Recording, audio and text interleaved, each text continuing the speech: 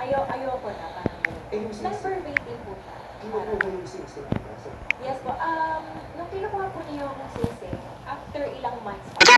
Kasi po ayaw niya na akong kausapin nung pagkahiwalay. sino kumuha siya o may pinakuha siya dito? Siya po yung may gustong Text lang. kumuha. Sa text lang din po. Pero malayo pa po siya noon. So, nung una, parang may gusto siyang pakuhanin ng sisig. Ganyan. Binalik mo. Hindi ko po ito. Dahil, Kasi po, para sa akin po, yun yung... eh, ano ba? Hindi ko binalik dahil. Hindi ko po pinalik dahil para sa akin po, yung singsing na yun, simbolo po ng pagmamahalan namin. Kung ibabalik ko po sa kanya yun, parang yung essence ng pagmamahal ko sa kanya, parang wala lang. Bago na. Yung